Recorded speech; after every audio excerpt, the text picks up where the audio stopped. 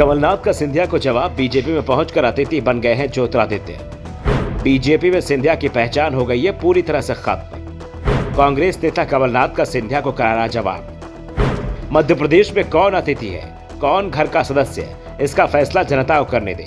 जनता खुद बता देगी किसे वो अतिथि मान रही है और किसे घर का। ज्योतिरादित्य सिंधिया ने कमलनाथ के ग्वालियर आने पर जब उन्हें अतिथि कहा तो कमलनाथ ने भी पलटवार करने में समय नहीं लगाया। साफ है कि इस बार मध्य प्रदेश का चुनाव बेहद कड़ा होगा और कोई भी दल चुनाव जीतने के लिए कोई कमी नहीं रख छोड़ेगा। 203 सदस्यों वाली मध्य प्रदेश विधानसभा के लिए इसी साल के आखिर में चुनाव होने हैं। मुकाबला बीजेपी और कांग्रेस के बीच माना जा रहा है।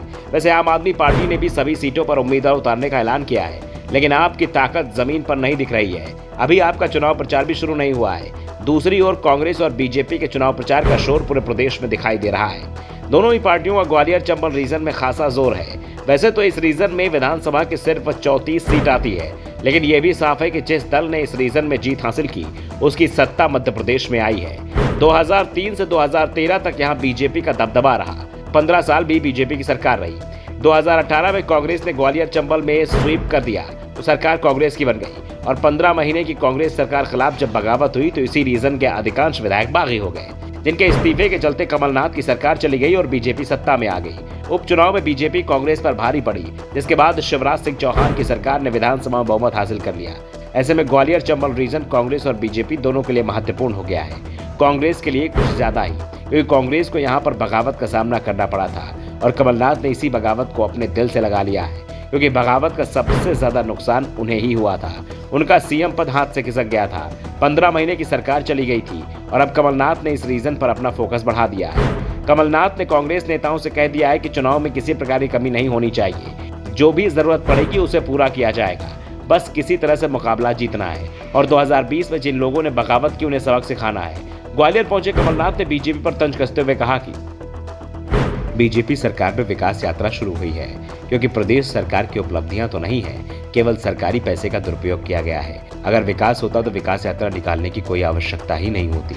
विकास यात्रा केवल नौटंकी है और प्रदेश की जनता ये सब समझ चुकी है। इस विकास यात्रा में केवल प्रशासन, पुलिस और पैसा दिख रहा है, आम जनता नहीं है और न ही विकास का पता।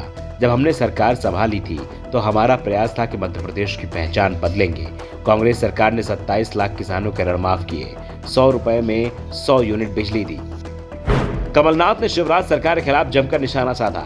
वो सिंधिया पर भी निशाना साधने से नहीं चूक रहे हैं। कमलनाथ ने तो सिंधिया को बड़ा नेता मानने से तक इनकार कर दिया। यहाँ तक कह दिया कि अगर सिंधिया बड़े नेता होते तो चुनाव नहीं हारते।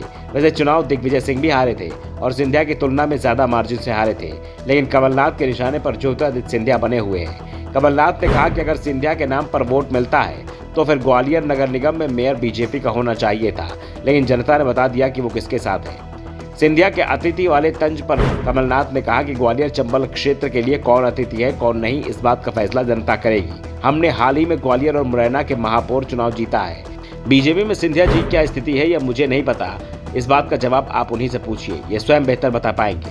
ज्योतिरादित्य मेरे साथी रहे हैं, मेरे उनसे अच्छे संबंध रहे हैं। मेरे संबंध उनसे क्या, उनसे पहले माधवराव सिंधिया से भी थे। हमारा एक दूसरे घर आना जाना रहा है, पर अब उनके राजनीतिक विचार बदल गए हैं। आज उनसे हमारे राजनीतिक विचार भिन्न हैं। Bureau report, the Navdarpan news.